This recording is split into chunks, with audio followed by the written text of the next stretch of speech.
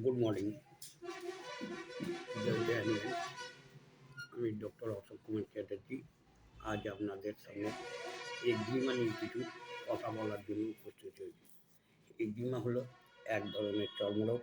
Greek ভাষায় সিদ্ধ করা কথাটিকে থেকে ইংরেজিতে একজিমা কথাটি এসেছে। একে বাংলার নানা প্রান্তে নানা রকম ভাষায় অভিহিত হয়ে থাকে করা হয়ে থাকে। যেমন কোথাও কাউর ঘা, কোথাও পামা ইত্যাদি নামে পরিচিত। এতে কি হয় না, ত্বক লালচে হয়, ফুলে ওঠে, সঙ্গে থাকে চুলকানি। উপসর্গগুলো কারো বেশি হতে পারে, আবার কারো কম হতে পারে। দীর্ঘস্থায়ী চুলকানোর ফলে ত্বক ঝরে যায় এবং ত্বক পুরো হয়ে জীবাণুআক্রান্ত হয়ে জলের মতন রস বা হলুদাভ, কালো এবং নানা রঙের ধরনের হতে পারে। আবার কারো ক্ষেত্রে অতিরিক্ত চুলকানির ফলে রক্তও পড়ে। একজিমা হলো ডার্মাটাইটিস, তবে সব ডার্মাটাইটিস কিন্তু একজিমা নয়। একজিমা নানা ধরনের হয়ে থাকে।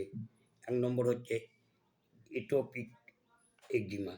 এটা এক ধরনের একজিমা যেটা সাধারণত হাঁটুর শরীরে ভাঁজে ভাঁজে হয়ে থাকে, যেমন হাঁটুর ভাঁজে, কনুয়ে,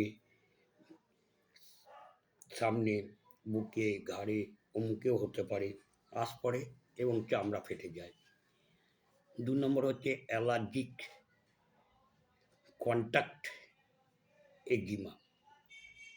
চিকিৎসা বিজ্ঞানের ভাষায় এই ডার্মাটাইটিস একজিমাটাস ডার্মাটোস নামে অভিহিত করা হয়ে থাকে। অনেক রোগীর ইমিউনোগ্লোবিন বাড়ে, যেটা আইজি বলা হয়। কোনো বস্তু বা পদার্থ থেকে অ্যালার্জি হয়ে লালচে দানা দেখা দেয় এবং দেহের নানা জায়গায় ছড়িয়ে যায়। যেমন সিঁদুর, কারো আবার চুলে কলপ দেওয়ার ফলে, সিনথেটিক শাড়ি বা উলের কাপড় টাপড়, জুতো, ফুল, এমনকি পোষ্য প্রাণীর লোমের সংস্পর্শে এলে এই ধরনের ডার্মাটাইটিস বা একজিমা হয়ে থাকে। ইরিটেন্ট কন্ট্যাক্ট একজিমা, এটাও অ্যালার্জিক এর মতনই সার্ফ, সোডা, ক্ষারযুক্ত সাবানের থেকে বেশি হয়ে থাকে। সেবরিক একজিমা খুশকি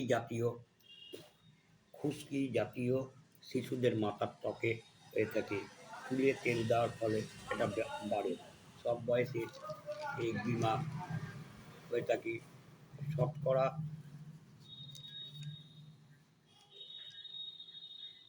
সব বয়সে একজিমা হয়ে থাকে। শতকরা ৯০% ক্ষেত্রে ৫ বছর শিশুদের হয়। শতকরা ১০ থেকে ২০ বছর বাচ্চাই একজিমায় ভোগে। প্রাপ্তবয়স্কদের মধ্যে একজিমা দেখা দেয়, তবে সেটা শতকরা ১ থেকে ৩%। বয়স্কদের পায়ের শিরা ফুলে যায়, একে ট্যাসিক ডার্মাটাইটিস বলা হয়। এই ধরনের একজিমা অধিকাংশ ক্ষেত্রেই বংশগত। পিতৃ বা মাতৃকুলে অ্যালার্জিক রাইনাইটিস বা একজিমার ইতিহাস থাকলে এই রোগটি হওয়ার আশঙ্কা বেশি থাকে। থাইরয়েড সহ হরমোনজনিত কারণে মাসিকের সময়, গর্ভ অবস্থায়, স্যাঁতসেঁতে, খুব গরম বা ঠান্ডায় একজিমা বাড়ে। পুরুষ ও মহিলাদের মধ্যে সমানভাবেই দেখা দেয়। এটি সেইভাবে ছোঁয়াচে নয়। শিশুদের ক্ষেত্রে বাইরে রোদ এড়াতে হবে। দেখতে হবে ত্বকে যেন জ্বালা অনুভূতি না হয়। আক্রান্ত ত্বক পুরু, বিবর্ণ, চামড়াযুক্ত ও দীর্ঘস্থায়ী চুলকানি সহ যখন হয়, এই অবস্থাকে নিউরোডার্মাটাইটিস বা লাইকেন বা সিমপ্লেক্স অনিরিসাস বলা হয়। একজিমার বিভিন্ন রূপ বোঝানোর জন্য রোগীর কেস হিস্ট্রি ও লক্ষণ সহ বিস্তারিত আলোচনা করা খুবই প্রয়োজন। দরকারে আমি প্যাচ টেস্ট করতে পারেন, স্কিন পিক টেস্ট,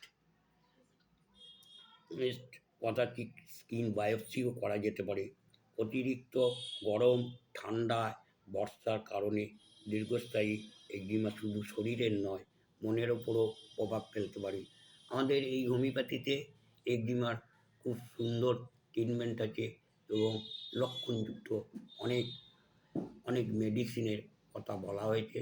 আপনারা চিকিৎস সঠিক চিকিৎসকের নিকট যান, যিনি হোমিওপ্যাথিতে আপনার এই রোগ অবশ্যই নির্মূল করে দেবেন এবং আপনি এই অস্বস্তি বা এই সমস্যা থেকে অবশ্যই মুক্তি পাবেন। আজ এই পর্যন্ত। আপনারা সকলে ভালো থাকুন, সুস্থ থাকুন, আনন্দে থাকুন, এই বলে হ্যান্ডিম্যানের শ্রীচরণে শতকোটি প্রণাম জানিয়ে আজকে আমি এখানেই শেষ করছি। নমস্কার।